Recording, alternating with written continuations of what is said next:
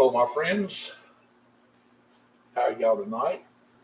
Thank y'all for joining me here on Painting with Harold. And tonight, I'm just going to do a little something different. It should be a fun little painting. I think if you decide to give it a try yourself, I really think you'll enjoy it. It's going to be something kind of simple. Anybody ought to be able to paint this.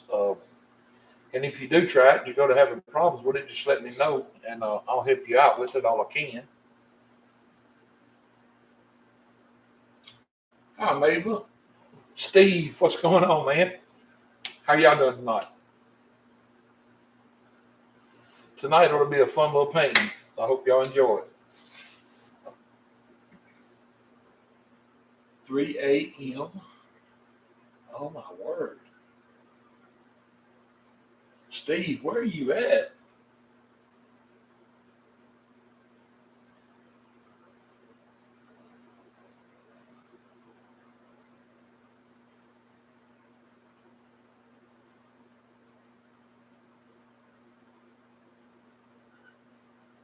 The UK. Well, good for you, Mabel.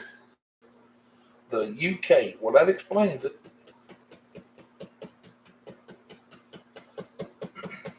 Well, Steve, I don't know how long you'll be here, but all I've got going on up here right now, if you want to come back and watch it later, I'll go ahead and tell you right quick. All I got is a 16 by 20 inch canvas, and it's already got a thin, even coat of liquid white on it. Hey, Grayscale, how you doing? And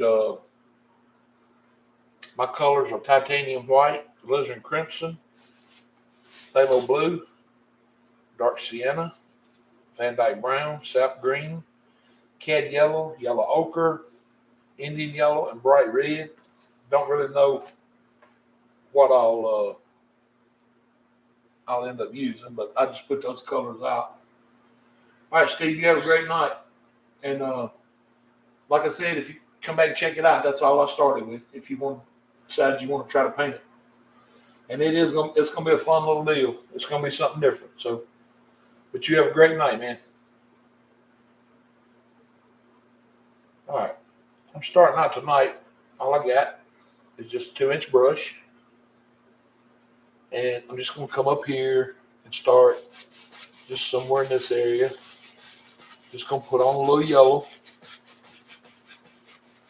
across where I think the horizon will be. I'll probably drop it down a little, just a tad. I want this to be a little bit further down horizon than I normally have. So we'll have a little more sky, but it won't be too bad. I think anybody can do this painting if you follow along with me on this and you try to do this painting and it gives you any issues, just let me know and we should be able to work through them.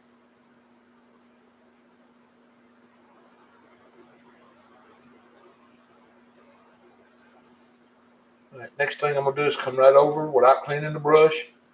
I'm gonna come right over into some yellow ochre, just a very little bit. It's not gonna take much color at all. And just tap it in the brush. Then just come up just above your yellow, enough to stain the canvas. Just enough that you can see the color change right there. And then just putting it on in a couple places.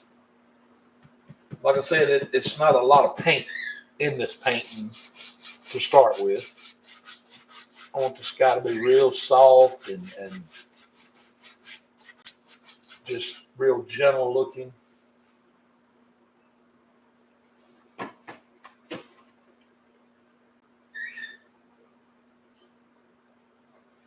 Then I'll come right over, grab just a little bit of the Indian yellow. There again, Not much paint at all. Very, very little paint. And I'll just tap it right on the brush.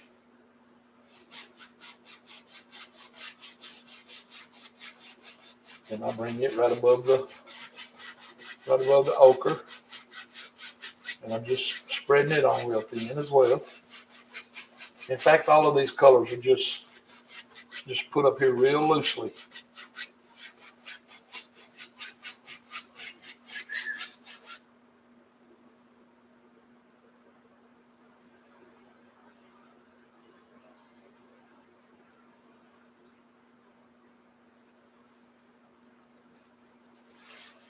Then I'm going to come over here in my bright red. Very, very little bit of the bright red. And I'll tap it right on the brush. Very, very little of the bright red. And I just want to come in here and just put the indication of a couple little areas of red in the sky. Just scatter it out real lightly. It don't have to be strong at all.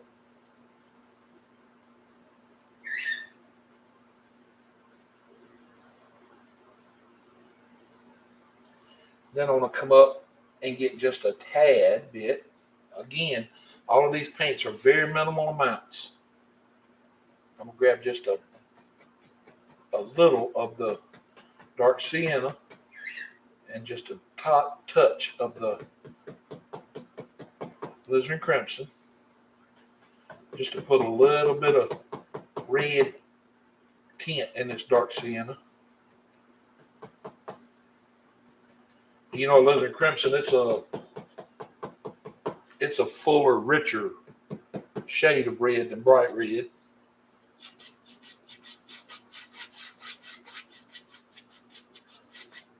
But you can, if the camera's picking it up, you should be able to see the effect that alizarin crimson has on that dark sienna. It just kind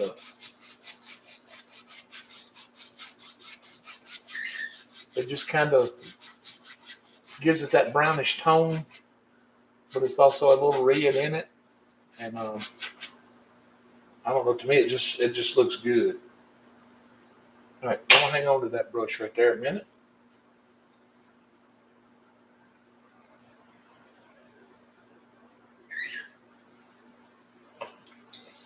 I'll pick me up a clean, dry 2-inch brush now. And I'm gonna come up here with the little edge strokes, and I just want to lightly blend all these colors together. Don't want to blend them away. I just want to mix them up to where they just kind of blend in with each other. That way you kind of see where one color starts and the other color stops. And then when you get done, you just want it to look like it's a complete continuance of color, just one solid continuance here. You don't want to see little blocks of color everywhere. And then real lightly just go across, just like so.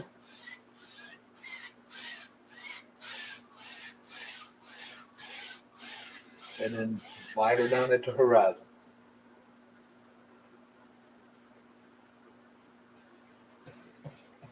Real light sky right there.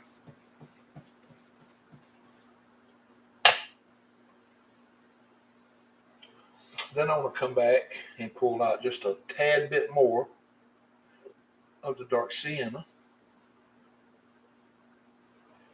and just tap it right in the brush. And then again, very little paint. Very little paint.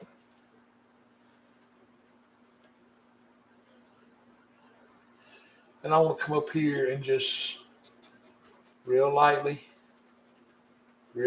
just tap a little bit of this color on. And just real lightly tap it across into the sky. Just in a few little places here. Nothing real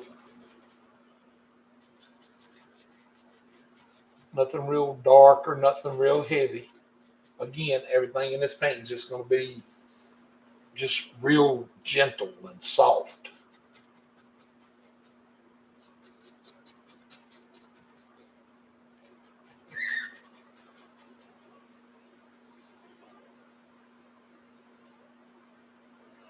And we'll put one across the top of here, just a little.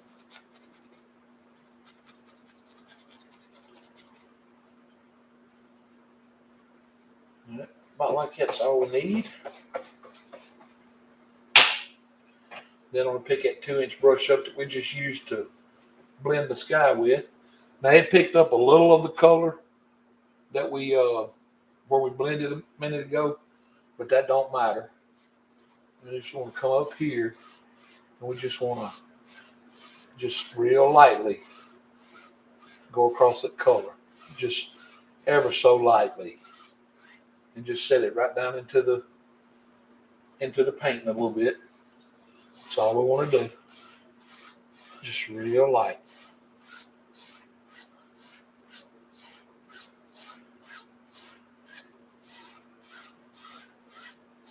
Very, very light touch right here. Very light. See how it just softens it down and just melts it right into that sky?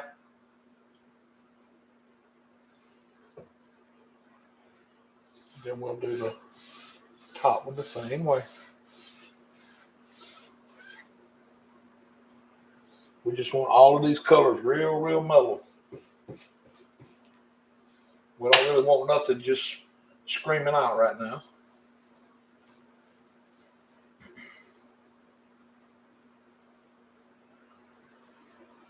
Then I'm going to come over here and I'm going to pick up a fan brush, just a number 6 fan brush. And I'm going to come right here into my, get this hair out of the way. I'm going to come right back into my cad yellow. And I want to put just a small amount of cad yellow right on the tip of the brush. And just tap it in. And you can see it's very little paint. It's not, I don't even know if you can see the amount of paint on that brush or not. That's how much little paint I got. It's just tiny amount. And I just want to come up into the brown just a little bit. And just kind of add a little outline along the bottom edge of my clouds here. Just basically just want to touch a little of that yellow color in them. I mean, it's a very minimal amount of color. Very minimal.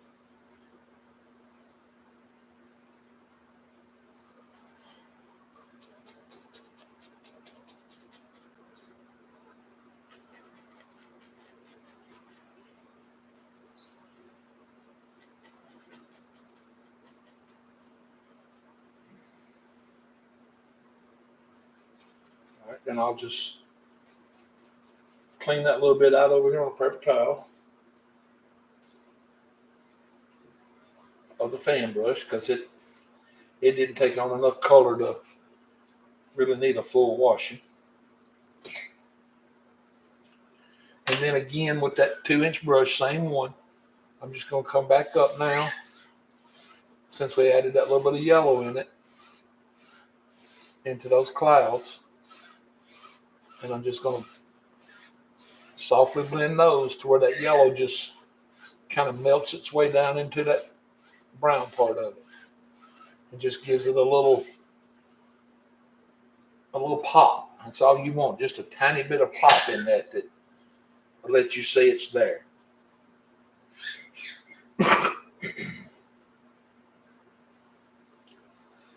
Okay, now I want to come over next and pick up a 1-inch brush. I'll tell you what, the brush that we did the original color with, I'll go ahead and drop it in the thinner. Get ready to wash it in a little bit. But now I'm picking up a 1-inch. And I'm going to come back up. Let me move this one out of my way for a minute. I'm going to come back up here. And I want to pull down just a little bit of my Van Dyke Brown. And tap it right on the bristles. and just tap that paint in. And that way we get an even amount of paint across the bristles. As you can see, it's not much paint, but it's even across those bristles. And then kind of back in the distance back here under this cloud, I want to come back here and just real lightly, I want to come up here and tap on some dark brown color back in here. Kind of like little distant tree shapes in this area right in here. Then I'll kind of bring them down toward the horizon just a little bit. Just kind of vary the depth and leave a little distance in between them, because even out in nature, trees don't grow in real big clusters all the time. They they have separation between them. But just give yourself the indication back here of little tree shapes just by tapping this color right on. That's all I'm doing, is just tapping it.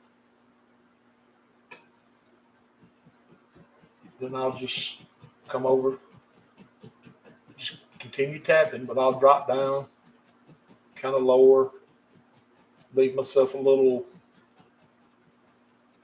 area in between here.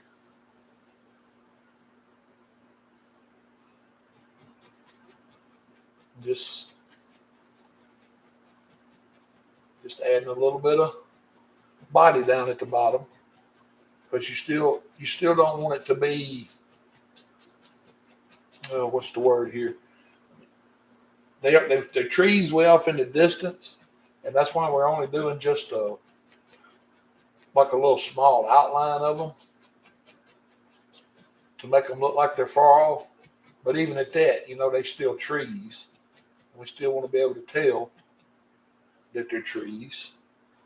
So kind of give them a little body to them. Then we got a couple short ones in there, so we'll come back now and add another little tall one. Just give him a little shape. He's up in the clouds, actually.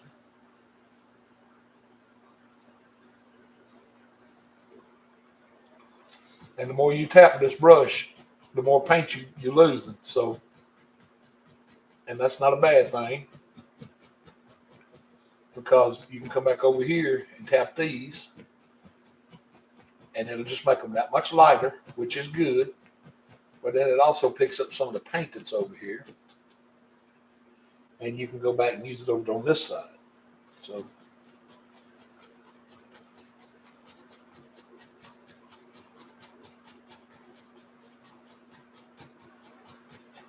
there we go. That's a nice looking one. I like that one. That one's going to turn out to be, I think that one's going to turn out to be real useful in the painting a little later on.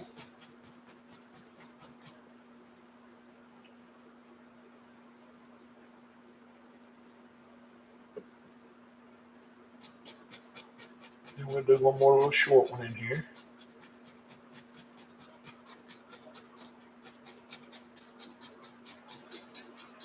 And maybe another one right here. Then just come along the bottom and just kind of tap out the bottom.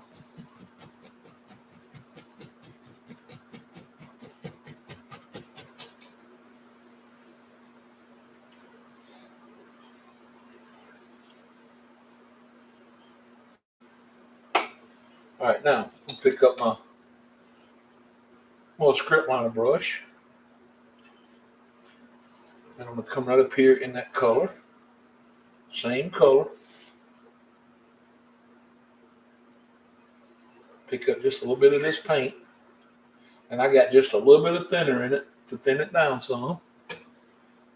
And I'm going to come back up here now and just real lightly come in here and add me a bunch of little branch shapes and trunks, And here again, we want everything to be real subtle. We don't have to have anything that's just glaring out at us. In fact, the lighter you can make it, the better it'll be.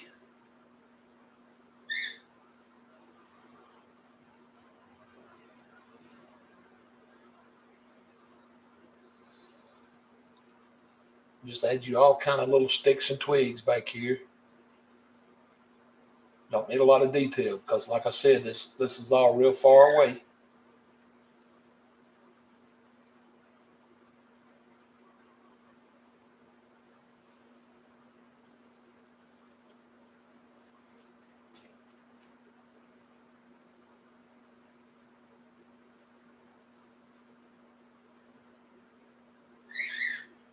All right, now with that same brush that we made these trees with, I'm gonna come up here now and I'm gonna get just a tad bit of my white. Now I'm gonna bring my white down here, and it's got a little bit of the brown mixed in it, and you'll see your color go kind of tan looking. Then I'm gonna come right over here into my yellow ochre, and I'm gonna get a little of that color, and just tap these two colors together right on the brush. A little yellow ochre and the white. It's got that little bit of brown in it that come off the brush. Then I'm gonna come back up here, and I just want to start touching around on a few of these. Okay, now that's not enough to even see it, so I'm gonna go back and get a little bit more white and a little bit more of the ochre. You just barely want to be able to see this color, but you do want to be able to see it, but just barely. You just come back here and kind of remember you're doing trees. You know, give yourself a little tree shape. All right, I'm gonna get just a hair, a small amount of thinner, very small amount. Come back, pick up same colors, a little white, a little ochre, and that very little bit of brown that came off the brush. Yeah, there we go. Now it's showing up a little bit. There we go. Now, this is all I'm looking for right here. It's just a very, very, very subtle amount of this color showing up back here. And I'm touching it on, remembering that they're trees, but I'm kind of moving it around to where I have dark spots back here, but I also have some light spots.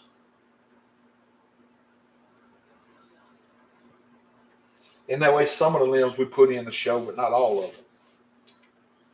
Then I'm gonna come still just a tick of the, and this may be too much, of the sap green. And I'm gonna tap it right in the same color. Still not changing colors yet. Then I'm gonna come back here with just a little bit of this green. And I'm gonna touch it on a few back in here. And while I got green on the brush, I want to skip around and add it to a few more places back here. Because I don't want all the trees the same color. But since I got the green on the brush, I may as well go ahead and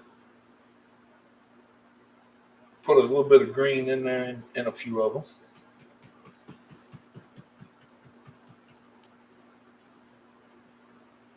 About like that. Then I'll come right here and steal me a little of the Indian yellow and bring it over into the same colors.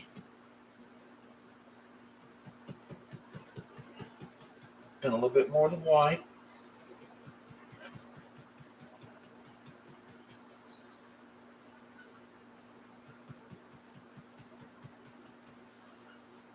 up here. I mean, this is such a light touch. It is such a, I mean, it's just a tiny, tiny amount of pressure I'm using.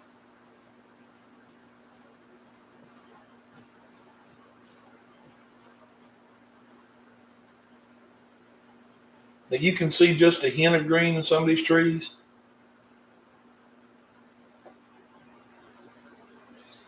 And we'll just say that those are some of the trees that fall just hadn't had its fun with yet. Bob used to say Jack Frost hadn't visited them yet, but he's on his way, you know. He's going to get them. He just hadn't done it yet.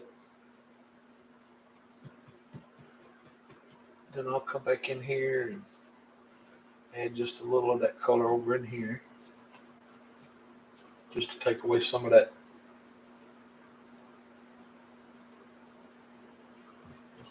Because you don't want all your colors the same. You got to have a difference in color anytime you paint. Just try to remember, anytime you paint the scene, kind of make your colors different in places. It just helps with the overall composition.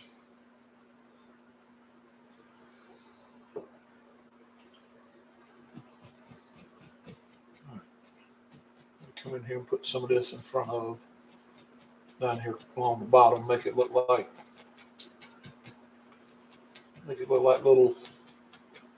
little trees back in here, little bushes in front of some of this stuff.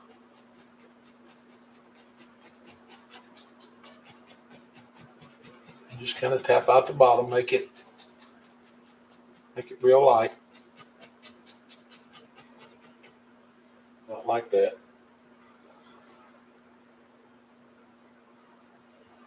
All right, then I'm ready to wash that brush.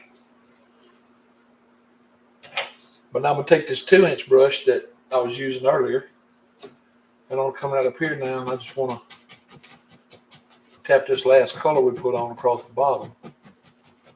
Just kind of let it mist itself away back here. But on the same token, we want to be careful and not create a smooth line of color that looks like a straight line.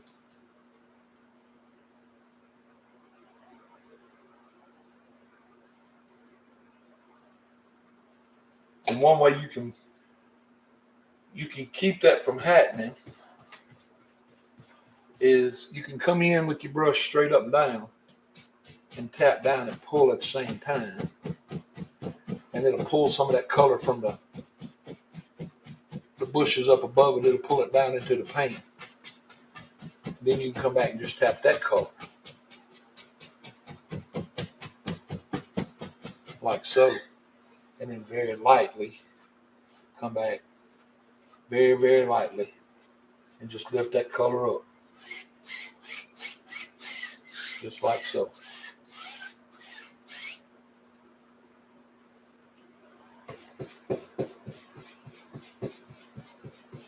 And that'll give us a little line of trees way off in the distance back there.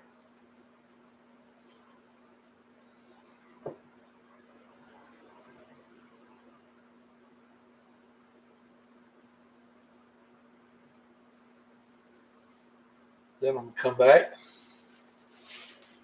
I want to bring my brush through the Van Dyke brown that we pulled down, and a little of the sienna, and a little bit of the sap green. And I'll go right back over into that color that we was using to highlight the trees with. It's got all the whites and the yellows and the browns in it. Tap that color right on the brush. Then I want to come right here under these trees, this little line of trees, and I want to start just real lightly tapping this color on. But I want to leave that little line of mist we just made up here. So I'm going to tap under it. But I want to I want to come across here and just real lightly tap this color across. Now, in a couple places you can come up into that mist, but if you do come up into it real easy and get back out of it. Don't stay up there and then kill it. You can just kind of touch it and get back out of it.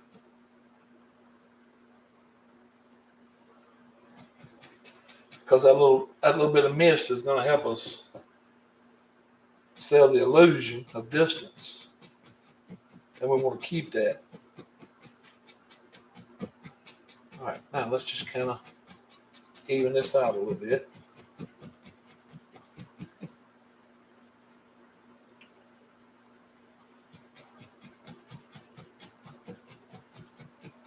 All right, now once I get this side down far enough, which should be plenty far enough right here so far. Yeah, that should be good right now.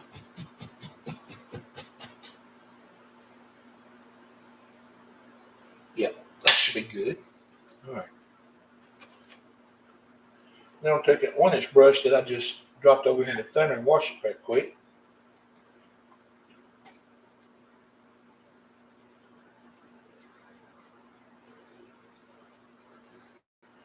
Make sure you get it good and dry.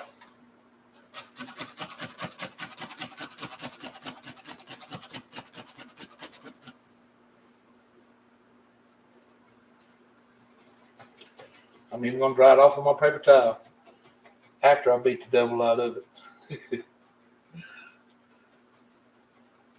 All right. So now I'm going to come back up here. I want to pull a little bit more of my dark sienna color out. And I'm pulling it out right into that green and Van Dyke brown color that we just mixed up to do all that with. I want to tap it right in the brush. And the reason I'm tapping all these colors straight down in the brush today is I want to have an even distribution of color all the way across the brush because of the way we're using the brush.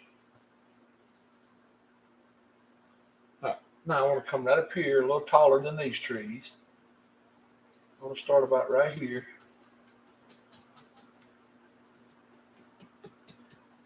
And I know what you're thinking, if you was going to paint over them, why'd you even make them? Well, I hope that'll make sense here in a little bit. Because even though we're painting over them, we still got to know they're back here. And if nothing else, we got to practice some making them.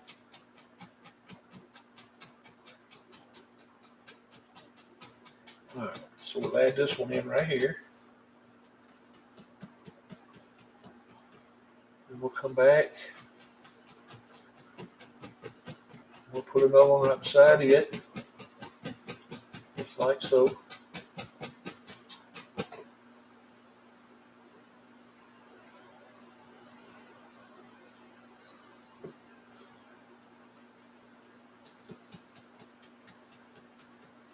And we'll do another one, maybe a little taller one back here.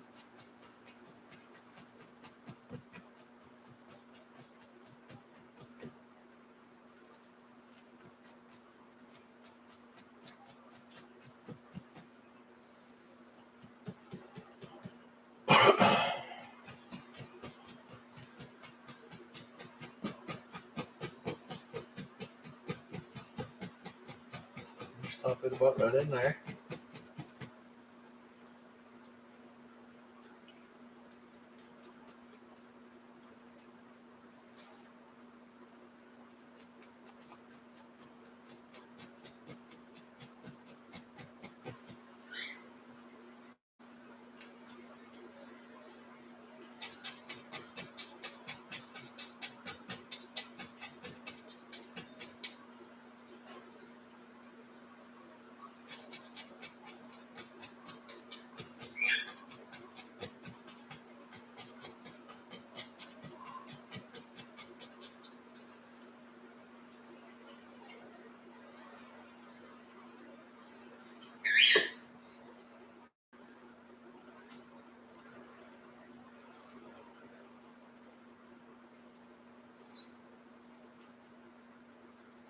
Okay. I'm not just turning backflips over this one. So I'm gonna do a little something to it. I'm just not 100% happy with it.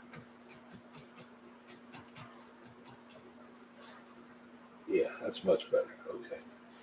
Now I can deal with that.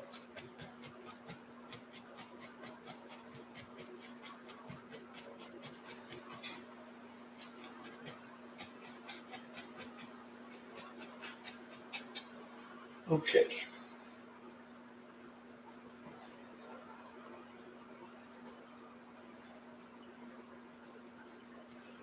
Uh, yeah, at this point, I'm going to go ahead and wash the brush again. Then we'll grab that script liner again.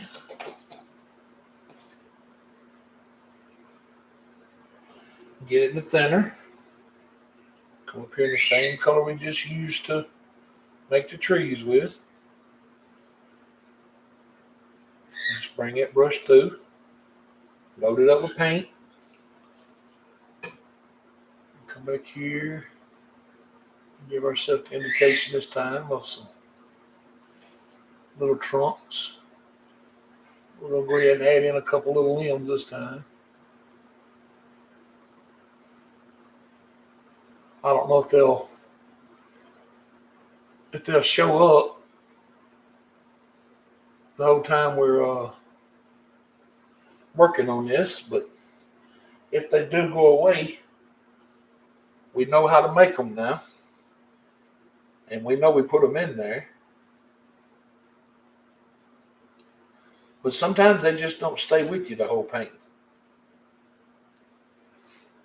Sometimes they find their own path in life, and they'll just disappear on you.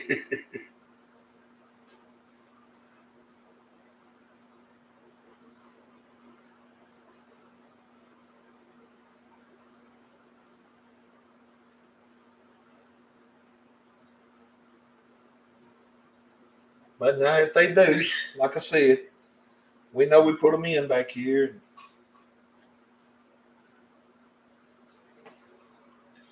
We gave them a chance to be a part of the painting. If they felt like they didn't want to stay with us, that was their choice.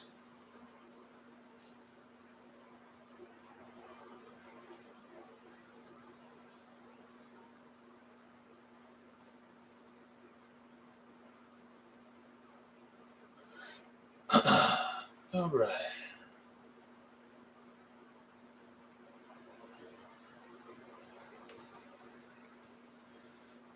And I know right now it's showing six viewers watching me, and I am so appreciative to those six. But if you're watching this after it's posted to live and you're not a subscriber to my channel, please hit that subscribe button because that's what keeps letting me do these free paintings and these free lessons. And I'm so close to getting my 1,000. I'm like 130 something away. And I've got 40. I think I looked it up earlier. I got 42 days to get it. And then it starts dropping off. Then it really gets hard to get 1,000. So if you guys will smash that subscribe button for me and share it and comment, do whatever you got to do to get this into that algorithm and get me some exposure where I can at least continue to keep doing these free lessons because I love doing them.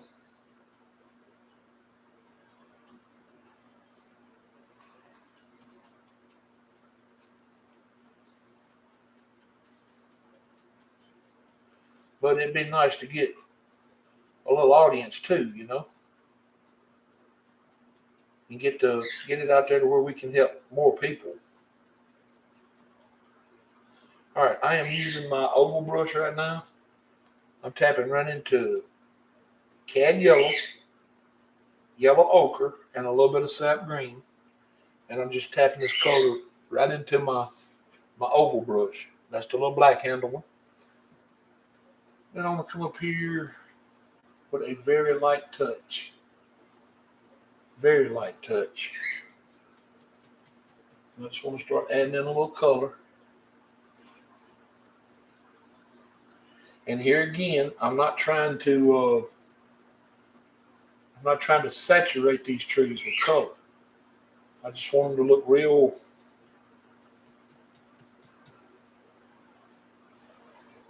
soft today. I mean, I'm not trying to really make them the focal point of the paint.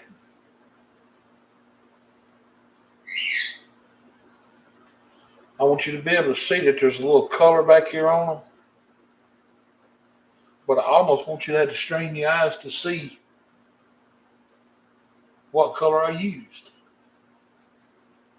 And I'm not being mean by that. That's just the way I want this painting to come out.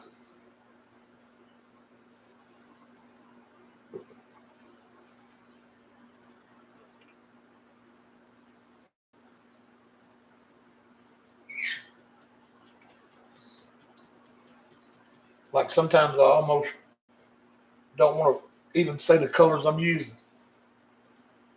I just want you to see if you can see them and kind of make out what they are. Like right now, all I did was just add just a tiny bit of bright red to that same color. Well, whenever you're using yellows and greens and you introduce bright red to it, you're going to either get an orange or it's going to tone down to the brownish side. So you get kind of a brownish green, or you're going to get a shade of orange. You don't really know what you're going to end up with. Because green and red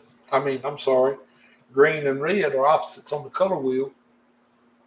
And they kind of tone each other down to a brown color.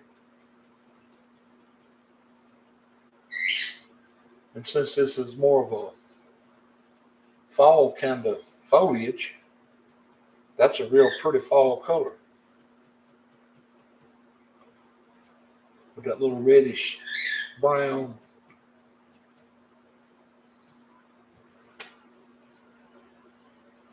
But at the same token, you're also getting that little bit of green left, like what we were talking about earlier. Everything hadn't lost its leaves yet.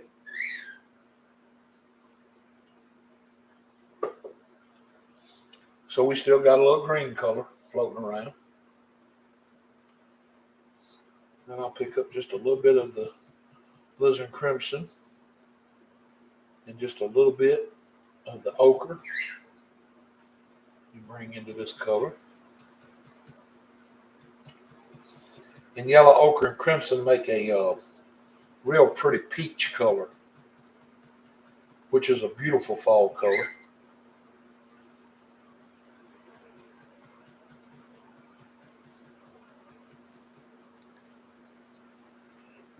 Now, when you come up here with this color, you really want to be light with this touch, because this color is a lot heavier. It's got more pigment in it, so it's going to show up a lot better. So you want to be light with your touch. That way it don't come back here and take over everything. So to make it subtle, you just have to lighten your touch up a little. Make sure that you come across your trunk in places. That way you get them branches coming towards you. That's always important in a landscape. Trying to achieve that 3D look.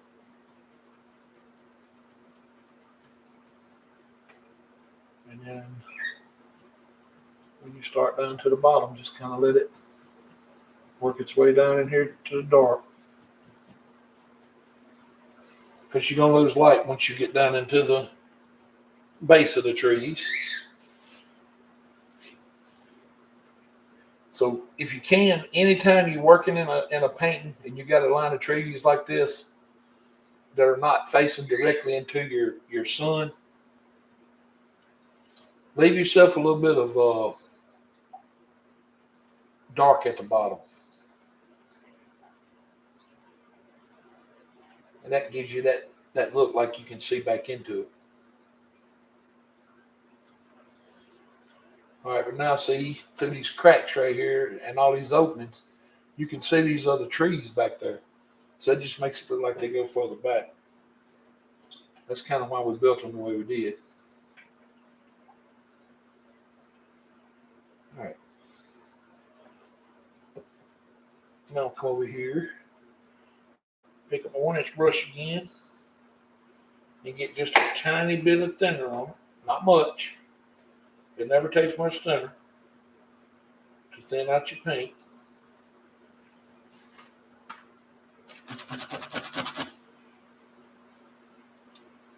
I'm going to knock that off a little bit because I went a little bit too far down in there. All right, I'm going to come right here and pick up some of my Indian yellow. Very little.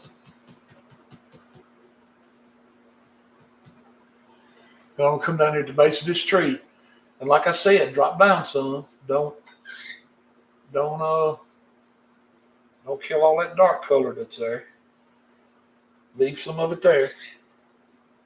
All right, I'm going to have to get a little bit of white and put in this color to make it show up. There we go. Give yourself the indication of a couple of bushes across here. Just remember, like I said, to give yourself some of that dark color under the trees. Don't do away with all of it.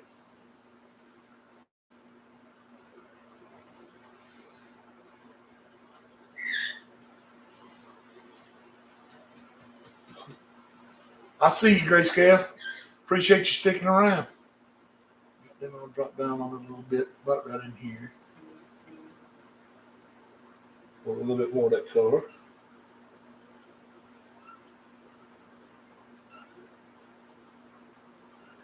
And maybe I'll do one right here. If you do these little bushes and stuff like this individually, it allows you to concentrate more on that one while you're doing it. And that kind of helps you with the shape of them. Keeps you from getting too crazy with the shapes. All right, then we'll go back into my peach color here. Just a little. I'll come right back up here under these trees.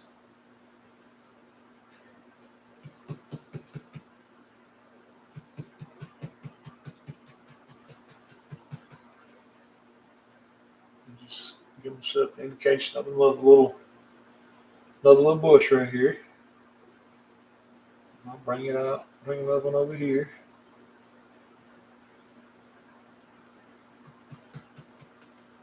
And I'll put one out here on the end.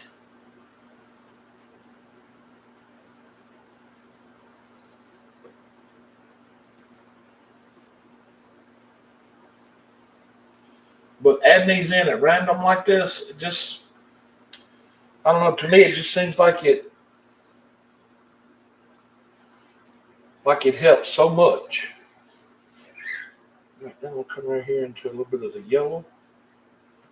And this might go a little to the orange on us. And if it does, that's fine.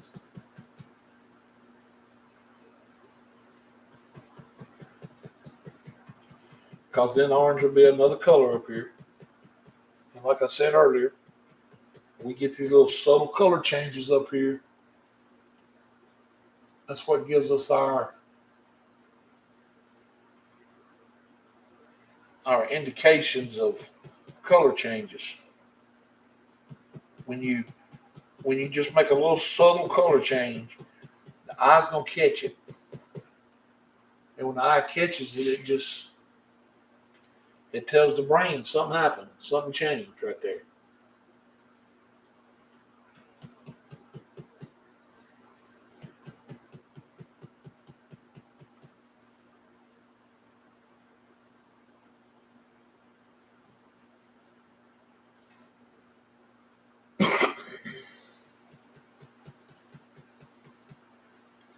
And if you ever add a color that's a little lighter than everything else, and you don't see it right off, don't worry about it right then, because when you come back in with your darker colors, lighter color will always show up if you got dark in it. It'll just bring that light to surface. It'll just pop right out, just unbelievably how it does it. All right, now I'm going to put out just a little bit more of my cad yellow. I never put out enough cad yellow these days.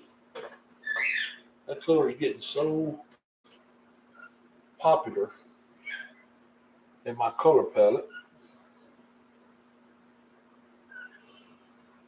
I'm just had to order some paint, so I guess cad yellow needs to get double.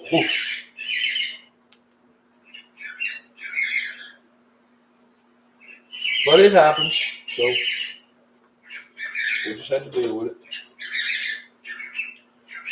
All right, see how we kind of got this separation in here? Like these little rows of bushes are coming down. We got this light green in here. All right, I'm just to come up here and get just a little bit of the Van Dyke brown now.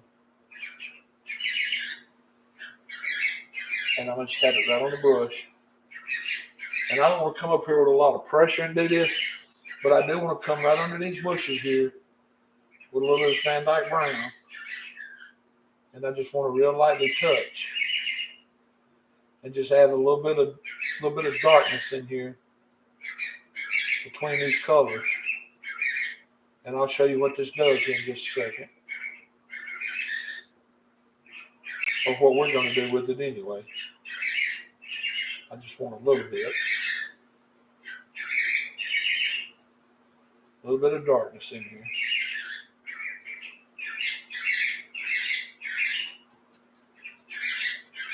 Because remember what I said a while ago. You got to have that darkness.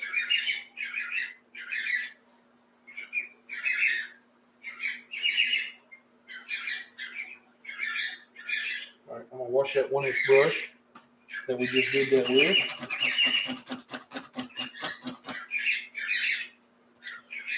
I'm going to come right up here with my yellow,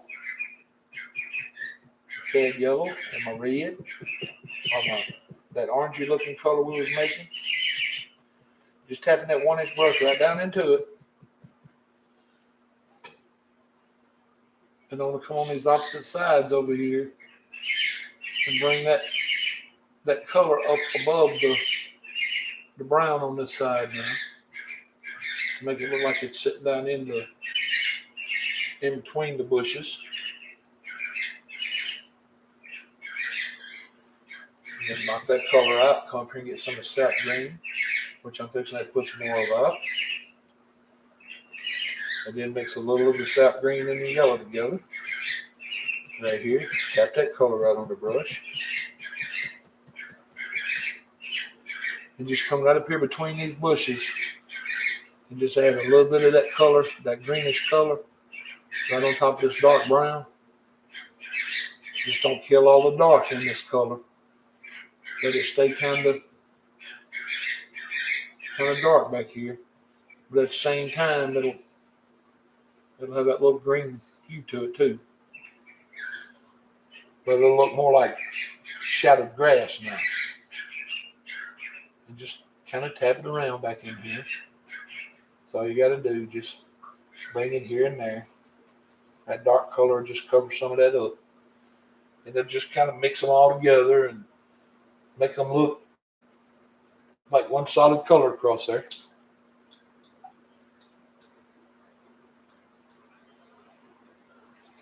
All right, at this point,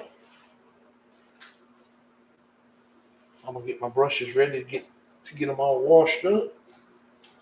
And while I'm doing this, I'll see if anybody's got any questions. Because it's been a relatively quiet room. And it says we've got 7 viewers. So does anybody have any questions at this point?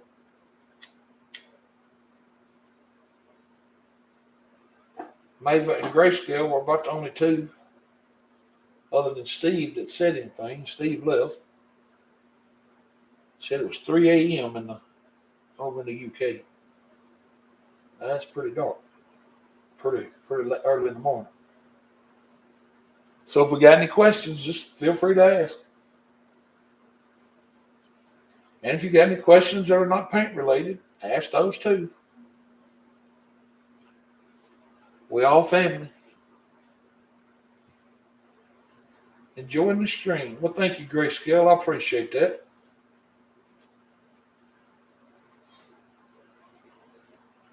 I'm hoping I'm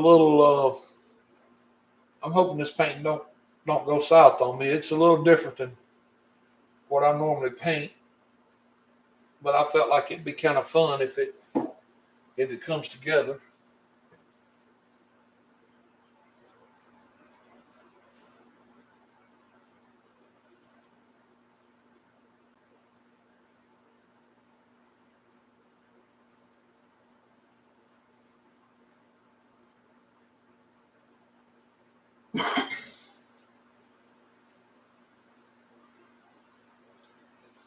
I'm just trying to do everything I can to get that sub count up to 1,000.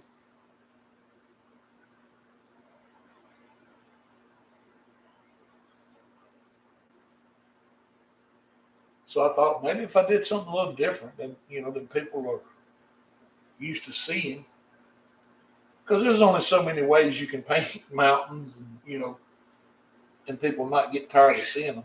And I don't blame them. I understand. Mountains, trees, and water. Mountains, trees, and water. That's about all I ever paint. Just change them up, in different ways.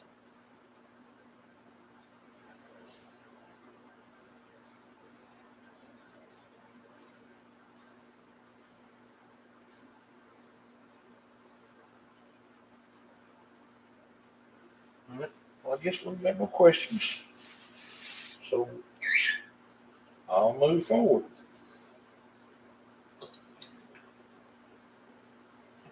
All right, now I'm going to come over here and I'm going to pick up my knife.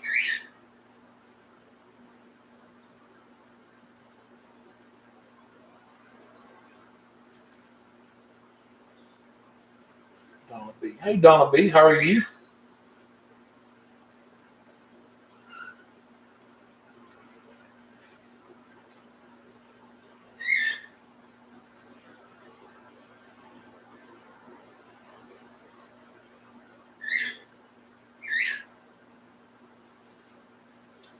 See, that's another thing that helps. If we get comments and replies and likes and stuff like that, it'll move us up into the algorithm, and that always helps. So with you just saying hello and then answering that question, that helped me so much. Just that little bit of interaction, and I'm so thankful for that. I appreciate it.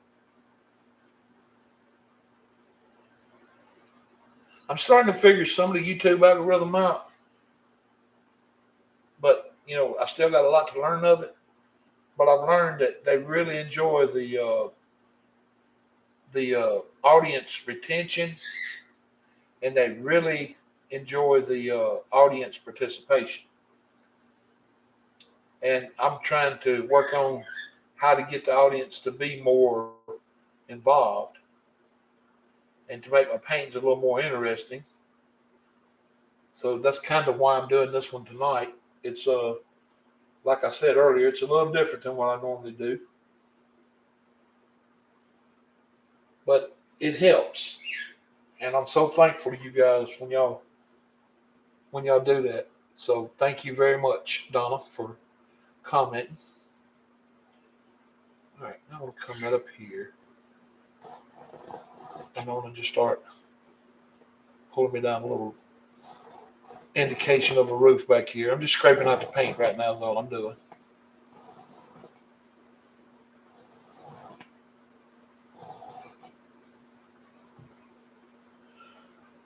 All right, then I'm going to take a little bit of the dark sienna color that I just pulled out.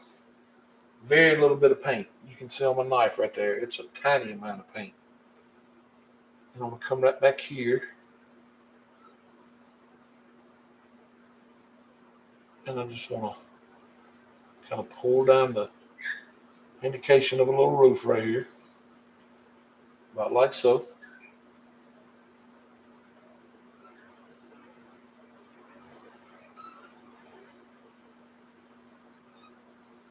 How are you tonight, Donna? Are you having a good night? All right, then I will just tap a little bit on out here, get me a line.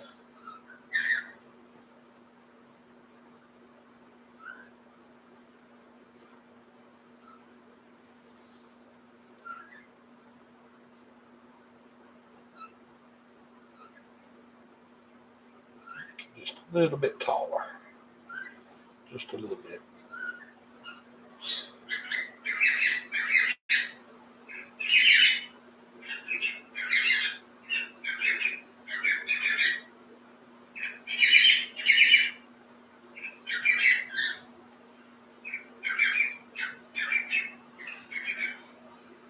Then I'll come on this side.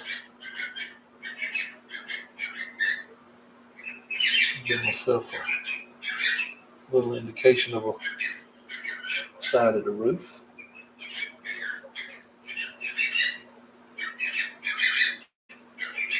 Y'all may hear my cockatiels in the background. They're trying to get in the limelight.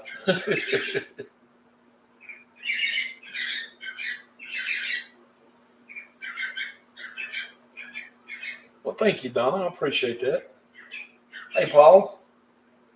You have yet to try building. Well, just take the leap, Paul. I mean, that's all you got to do. Just jump in there and paint one.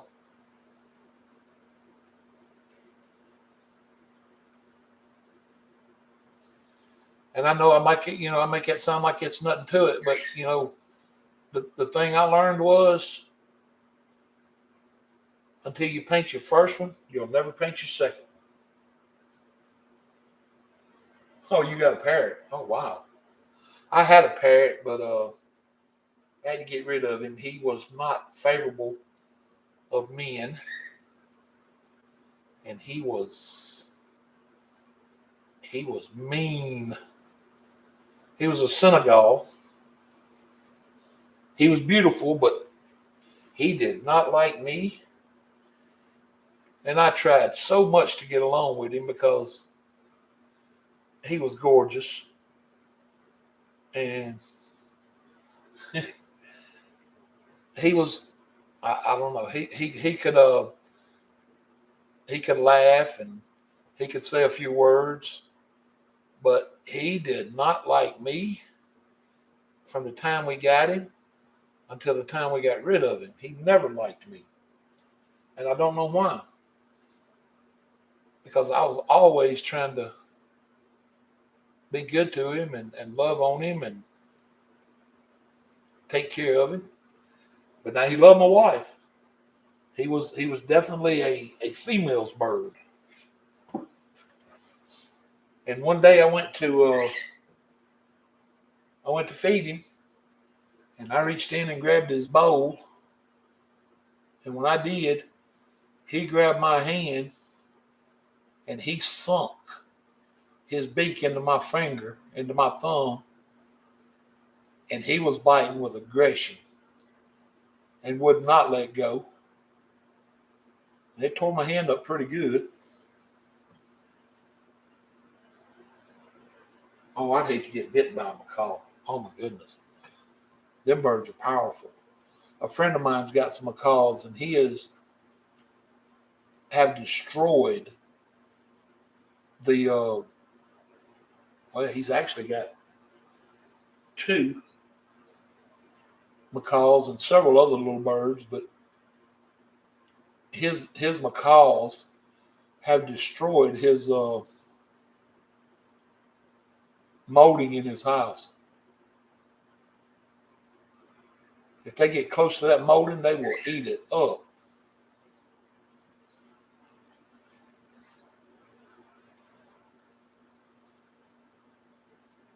But they are so pretty. They are absolutely gorgeous birds.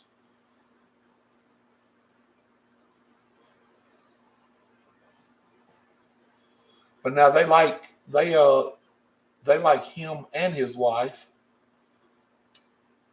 but you can tell he's their favorite person because when they're out of the cage and they fly around, they'll come land on him and he can just about make them say anything. And his wife, she has a hard time and getting them to do anything, but they're not mean to her.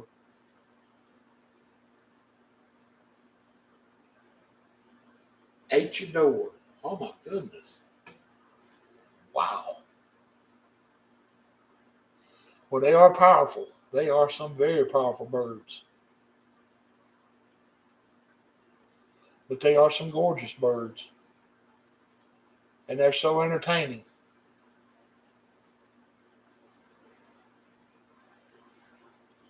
I know when his gets mad, it's hilarious. That bird will go to fussing just like a grown person.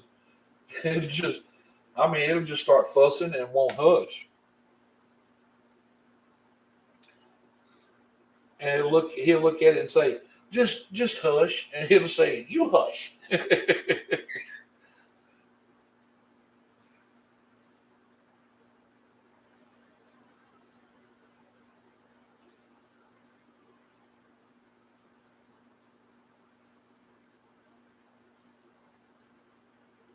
But now he spent a lot of time with those birds to get them to the point they're at. So kudos to him for taking the time that they deserve. Because if you're not gonna spend the time with them that they need, it's kind of cruel because they get lonely, and when they get lonely, they get destructive.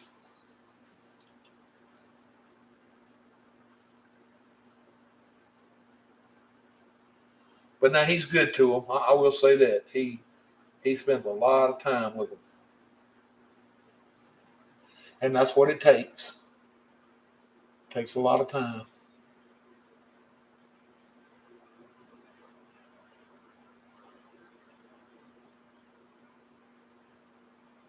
And all I have now is cockatiels, and they the reason they're screaming right now is I'm painting a little later than I normally do, and it's past their bedtime, so they're upset about that. They're just not happy that Daddy's down here in the studio, and they're just not getting to go to sleep right now, and they're ill, and they're letting me know about it.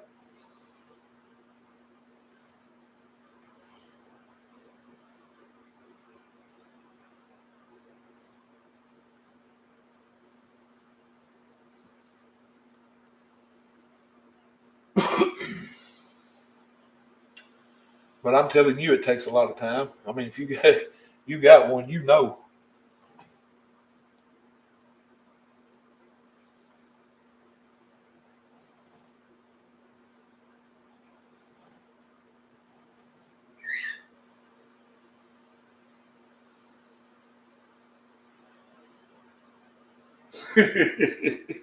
Oh, she don't like bath, huh? That's too funny. They got such personality.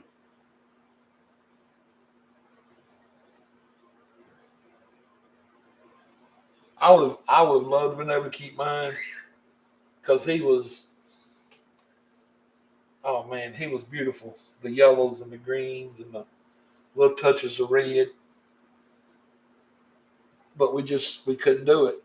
I was so scared that one of the grandbabies was going to come over one day and stick their hand in there, and oh my God, that would have been bad. he would have really hurt a kid.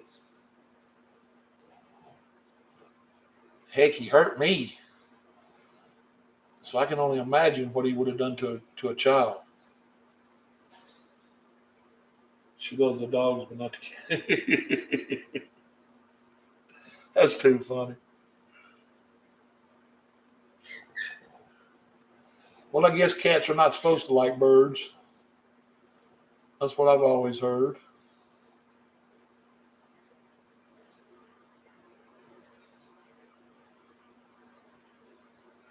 I'm sitting here talking about birds, and I'm just trying to pay attention to what I'm doing in this cabin here,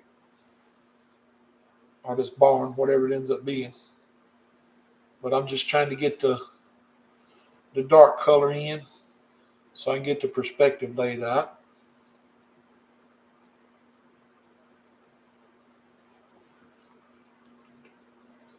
She bit my husband. Oh God,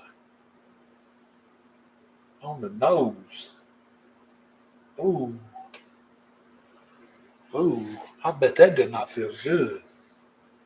Ooh.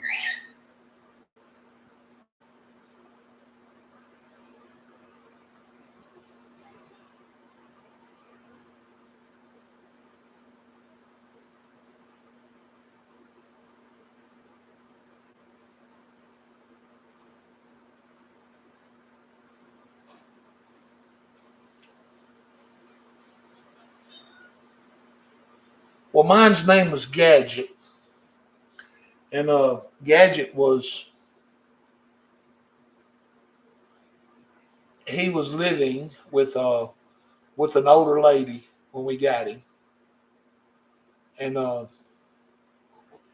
her health deteriorated, and she couldn't take care of him no longer, and Gadget had gotten to the point to where he was getting aggressive with her, and she just couldn't take care of him any longer. So my wife and I rescued him, I guess you could say, and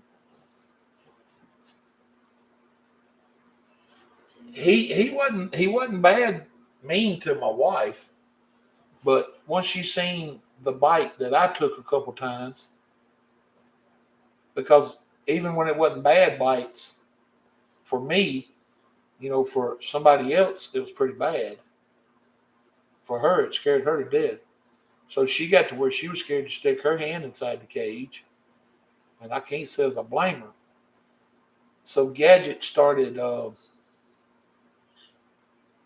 He started realizing that she wasn't having nothing to do with him, and I don't know if that just hurt his feelings or made him mad or what, but he got to the point to where if she wasn't gonna have nothing to do with him, he wasn't gonna let me have nothing to do with him. So he just he just started showing out. I mean, all the time.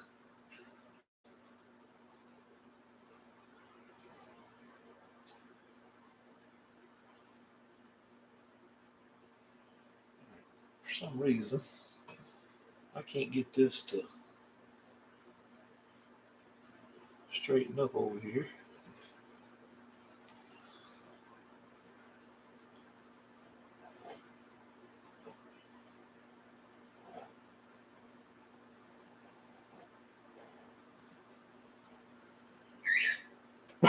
But he ended up in a good home, so it all worked out in the end.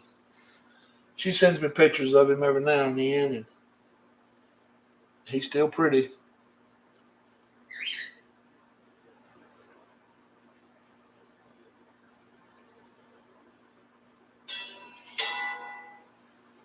But you can't help but get attached to him, just like dogs and cats. If you're an animal person, you always get attached to your animals. Like those two little dogs we got right now, they're little miniature dachshunds. And like dummies, my wife and I got two males. And one of them is her dog, and one of them is my dog, and they are annoyingly loyal. That is a loyal little breed.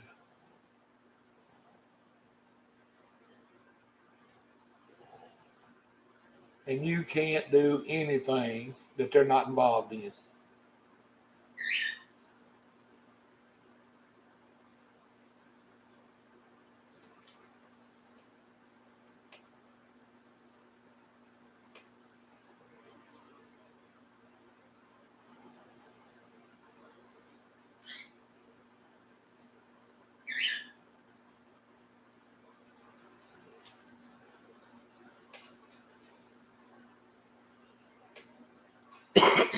All right.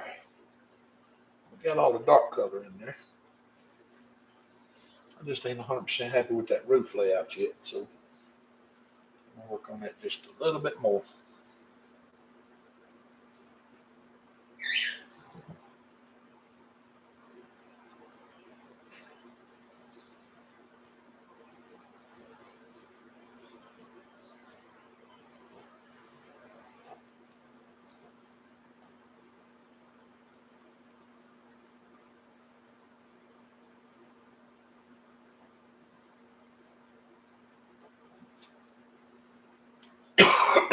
Excuse me.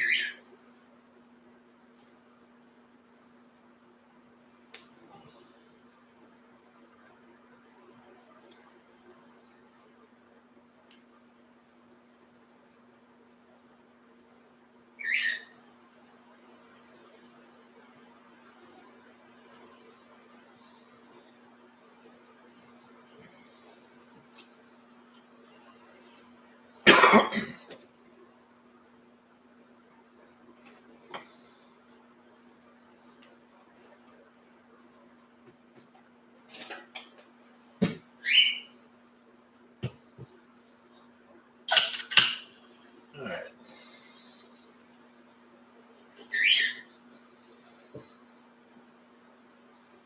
That should help a little bit with the perspective of it.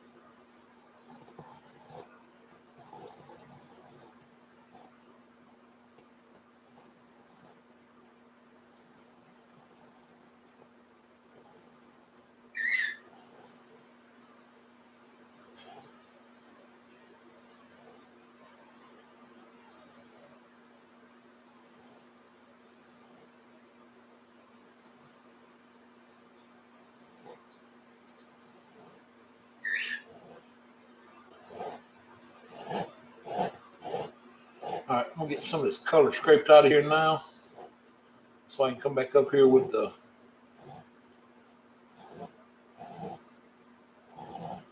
actual color that we want the barn to be, or the house. I really want it to be a barn. I really don't want it to have that lean to it that it's got going on right now either. So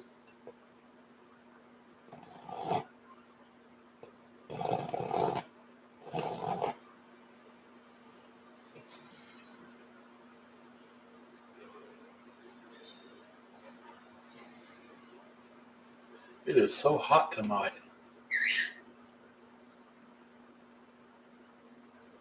Where's everybody from?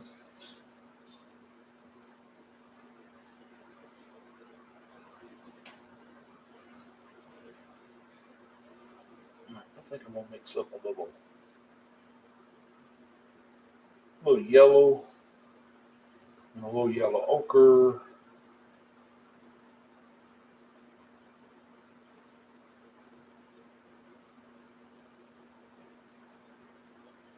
I am in the I am in the state of Mississippi, New Hampshire, Ohio. Wow. It's amazing how the internet can let people from all over the world just intermingle. Utica, New York.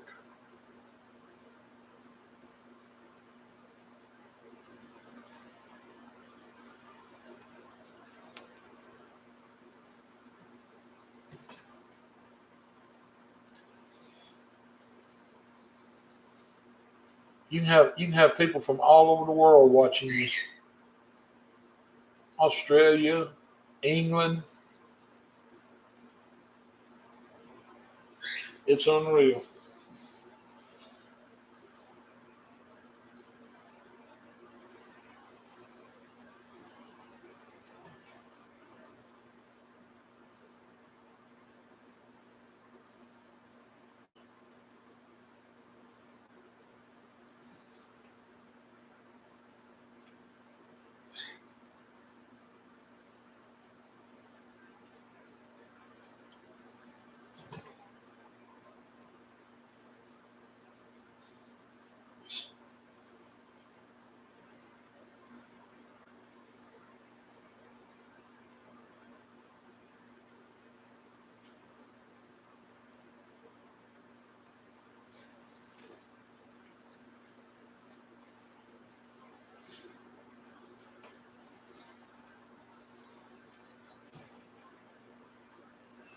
Now these two colors I'm putting right here on this little barn right now are just yellow, cad yellow, and yellow ochre.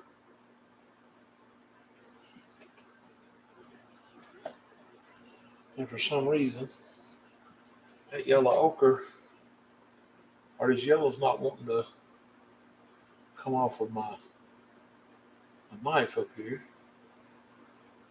There we go.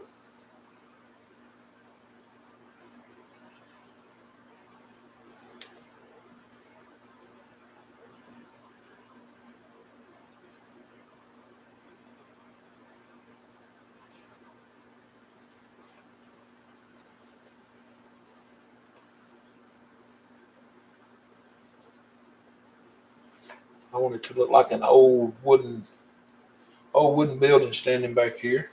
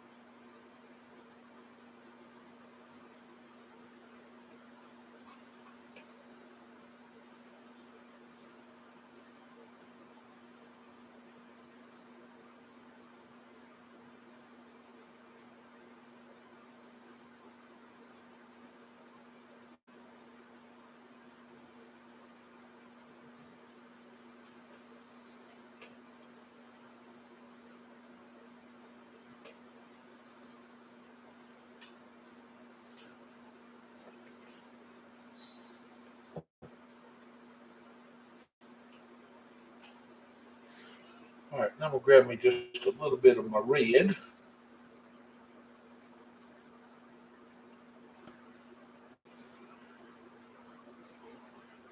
I'm gonna put just a little bit of the alizarin crimson in with it. Not much, just a little. And just a tad bit of the dark sienna.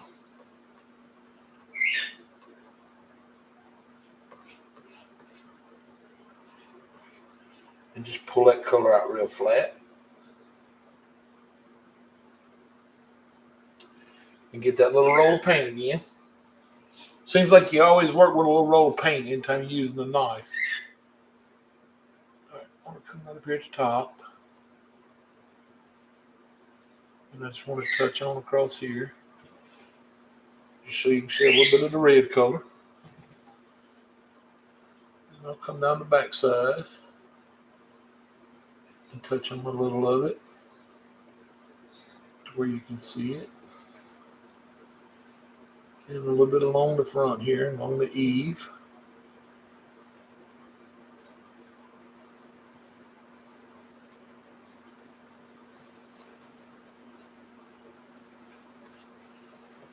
And a little cross here for the roof, about like so.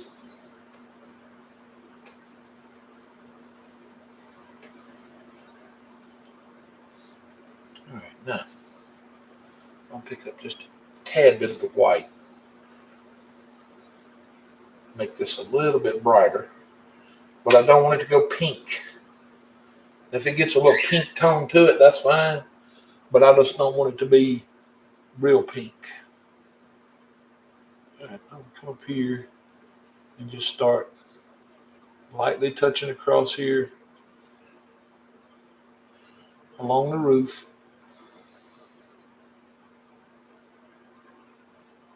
Just real light touches, just like so.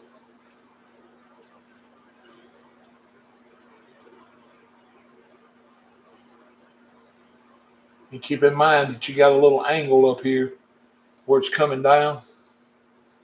So try to keep all your little touches as straight as you can, so they kind of follow your roof line. Because if they don't, they're just not gonna fit in that roof just right. They'll wanna come down at a crazy looking little angle on you.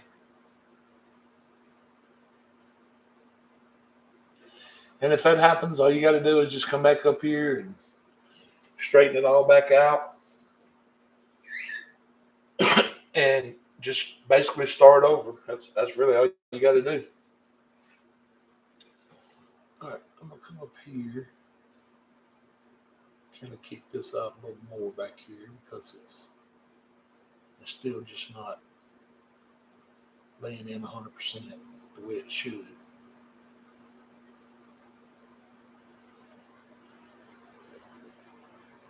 Working on these angles, sometimes it gets aggravating if you don't have a tool to do it.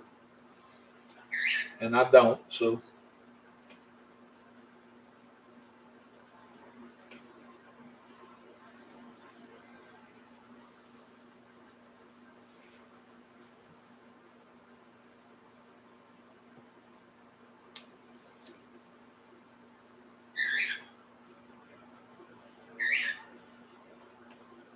You'd have to scrape it all out, Paul?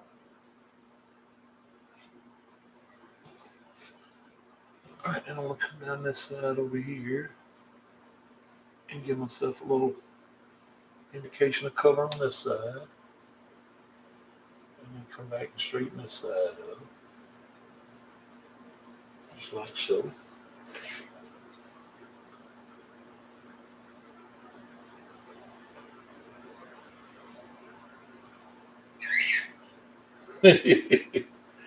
Well, hey, sometimes I mess them all up, and I have to do that. So, I mean, don't feel hard at yourself. Sometimes it just, I don't know. Sometimes it just don't work out for you.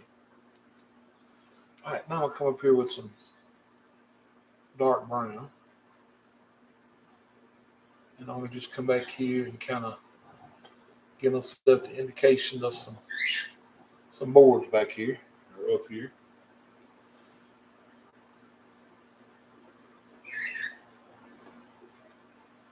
And I'll do that along the sides and the front.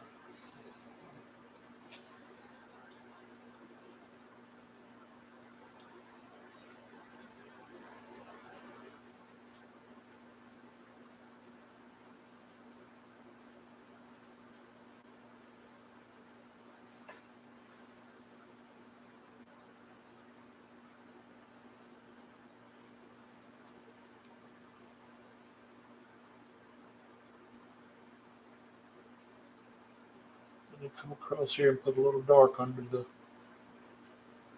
roof. What's going to kind of be in shadow right there.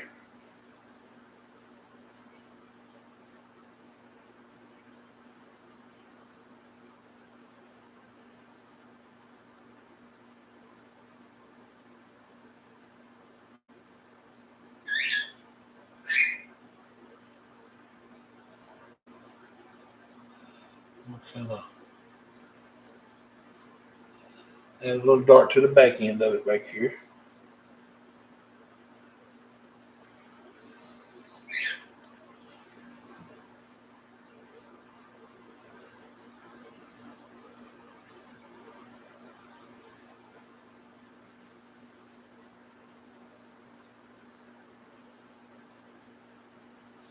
And we'll come down this side with a little of the dark. About like so. Well, that just don't look right. I don't know why it's leaning. Maybe because I'm trying to do it from this angle over here, from this corner, but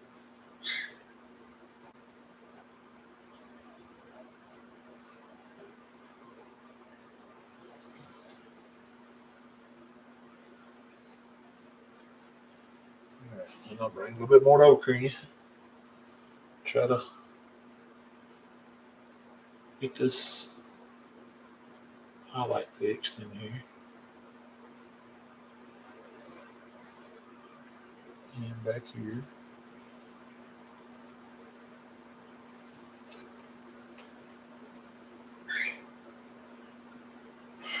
Oh, that's rough looking. Wow. All right, let me get a little bit more of the Van Dyke brown here. I'll come up here and put a door in.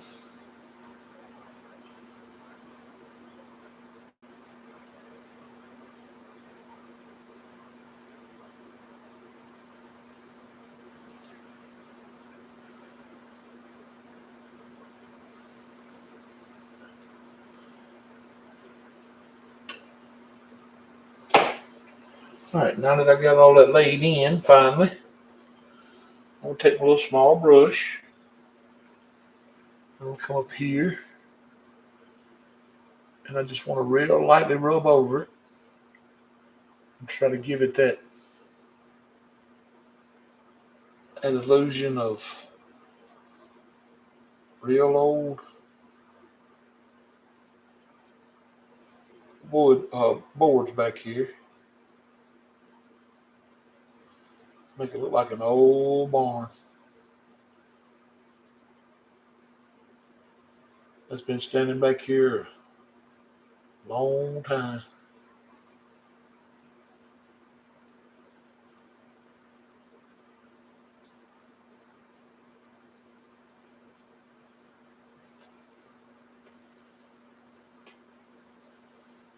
That is about one of the crookedest barns I think I've ever seen in my life. Wow.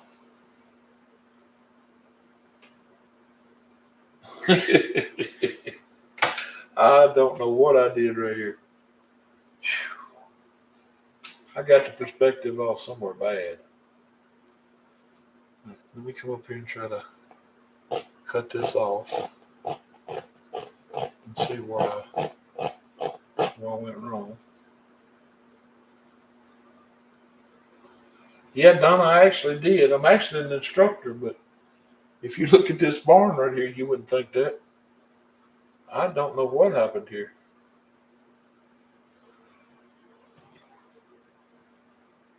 For the life of me, I cannot figure this out. Where my where my angle got off.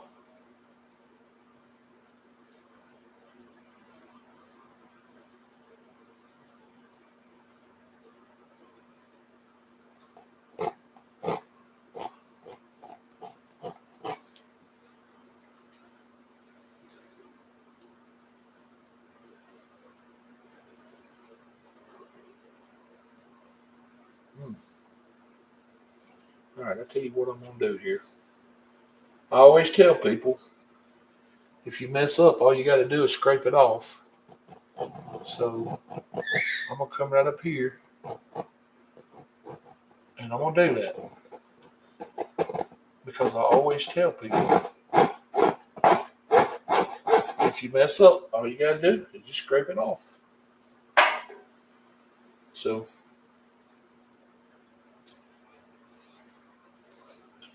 I probably just lost every year I had right here. But if you're not happy with something, don't continue to try to paint it.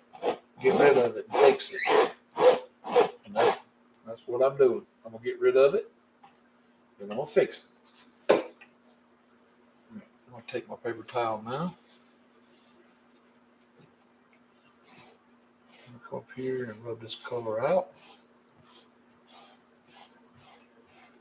Just get as much of it out as I can, like so.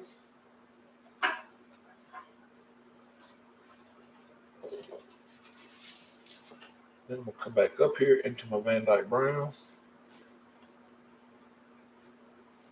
All right, let me turn this around where I might can see what I'm doing. All right. I'm just going to come up a little taller. Start my line across here.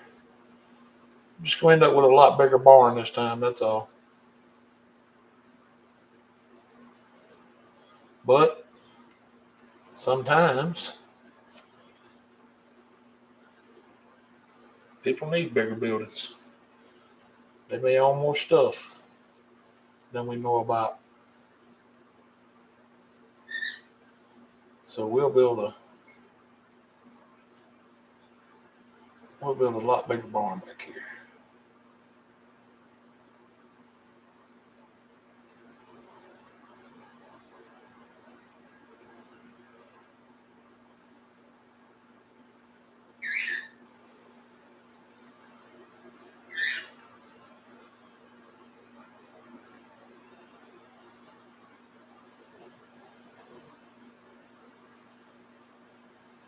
Paul, I hope this makes you feel a little better.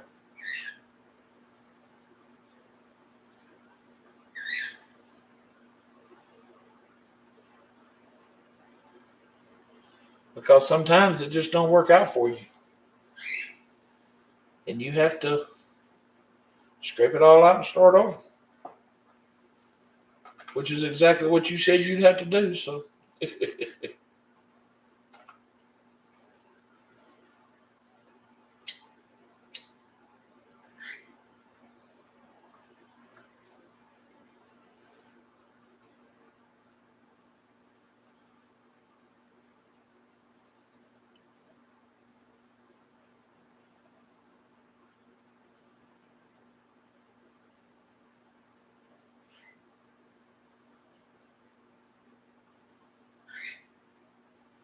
but when I started this channel, I told everybody that if I made mistakes, I would not edit them.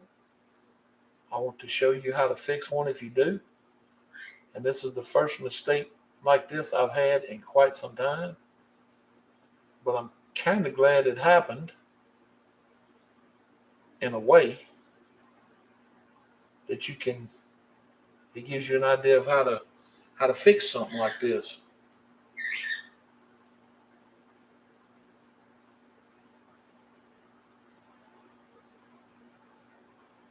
Glad to hear that, Paul. Donna, that would be awesome. I'd love to take a class with them guys just to, nothing else, just to say I did.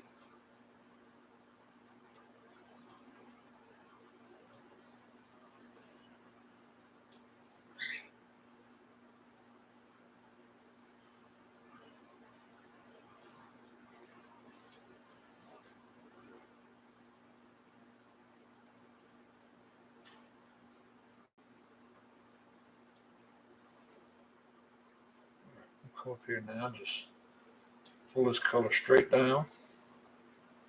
And of course, you guys know that I'm pulling color down over that other color.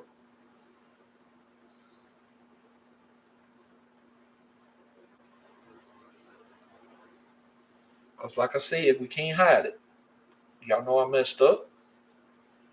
No sense in denying it. Y'all seen it happen. So I'm not even going to try to deny it.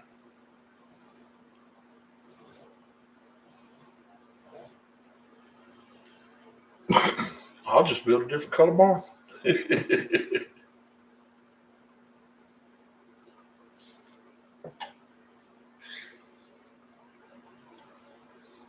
I'll build a red barn if I had to.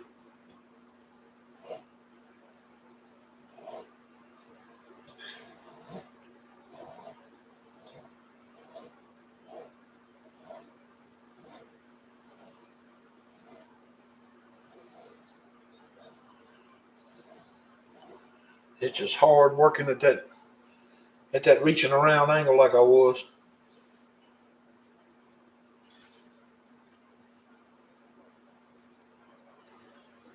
That's right, Paul. Nothing wrong with it at all. Sometimes that's what we got to have. Big barns.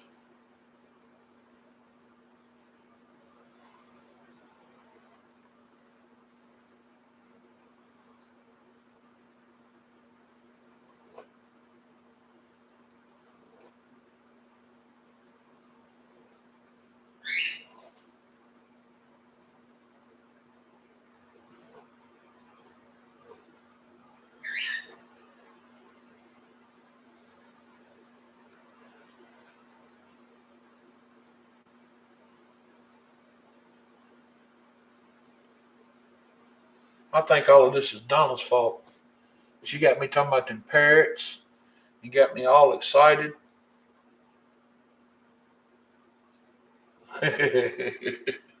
Donna said, "Don't blame that mess on me."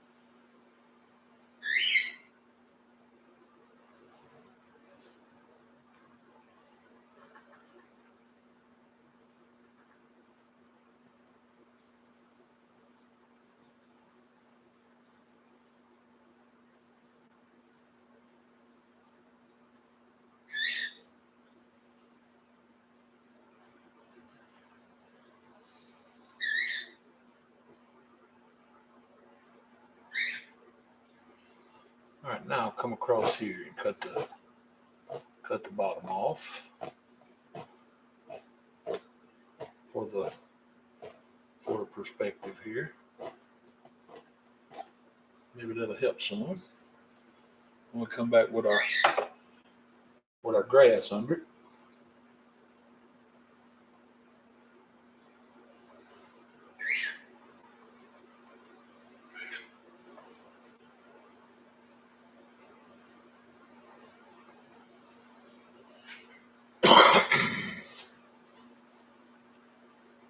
That looks a lot better. Yeah, I was reaching around over here trying to stay out of the camera and do it. And I guess I'm not that talented yet, but I tried. So,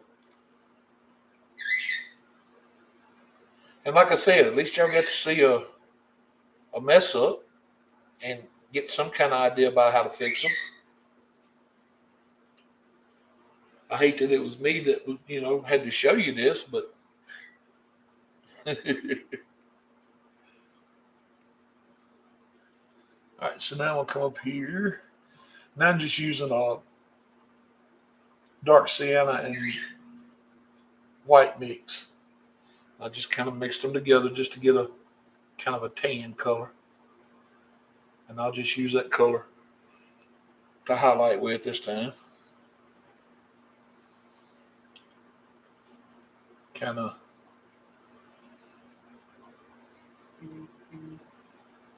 still make it look like old wood if we can.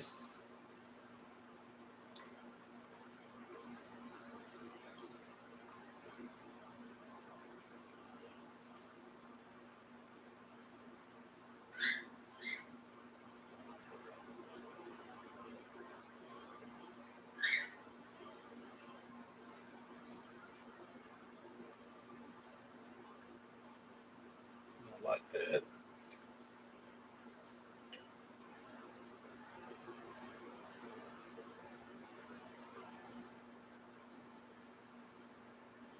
Yeah, it does kind of take on that look now, don't it? All right, then I'm gonna come back up here and get some of the dark color and come back over here and make my eave now to where it's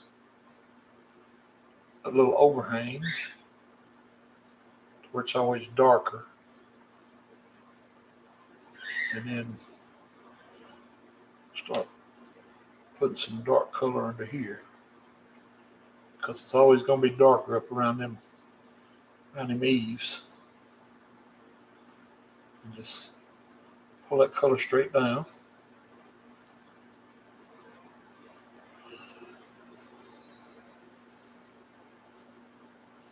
And we'll let the front be a little lighter, and we'll leave the side over here a little darker.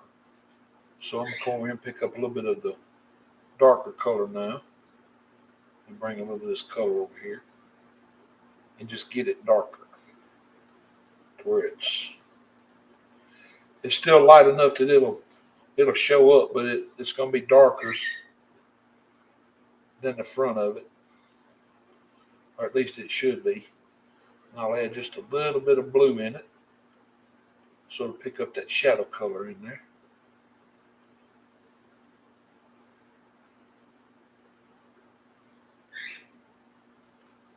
And I'll come right over here. We want to just kind of stay darker at the top and just kind of pull this color straight down.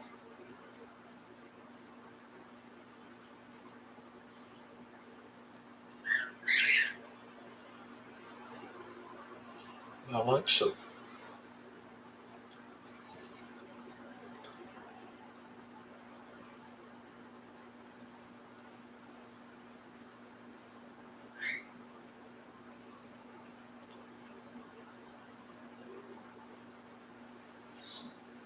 All right. Then on the roof color, I'll go back to my alizarin and my red color. And I'll mix them up together again. I'll bring a little of that white and brown down into it.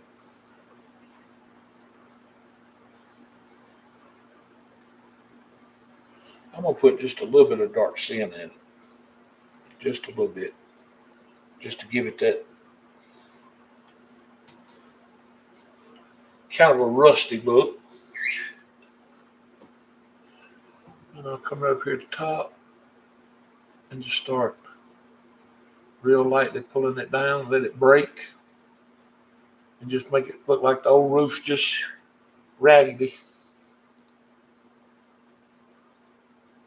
Like it's got holes all in it and just falling apart up here. Like it's been through too many storms in its life.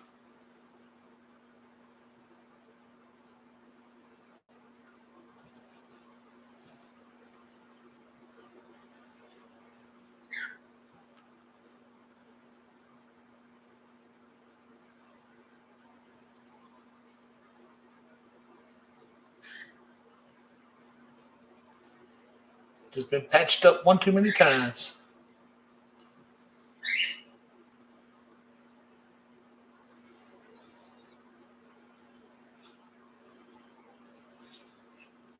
Then we'll bring a little of that color down the outside over here. A little bit on this outside edge. Not like that. You come back real lightly.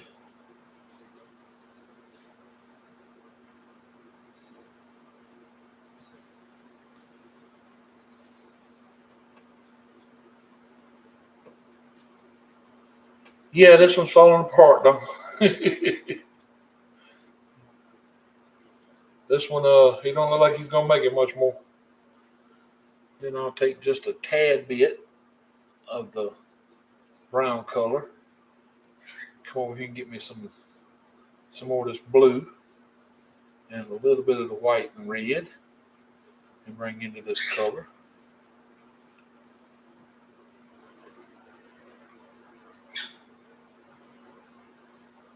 Yeah, that's exactly what they're doing. You are 100% right.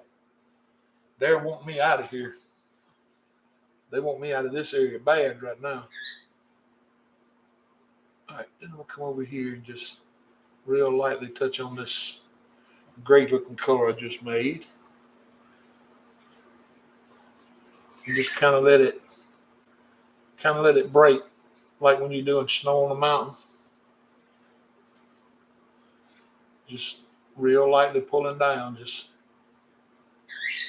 let that color pour right off the knife.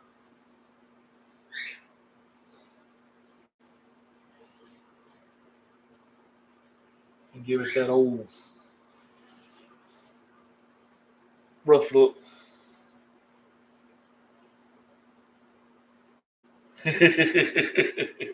That'll shut them up on a great scale. They'll be like, oh no, we don't want no part of that. All right, now I'm going to come back up here and get me some of the dark brown and put me in some indications of some old boards like I did a minute ago.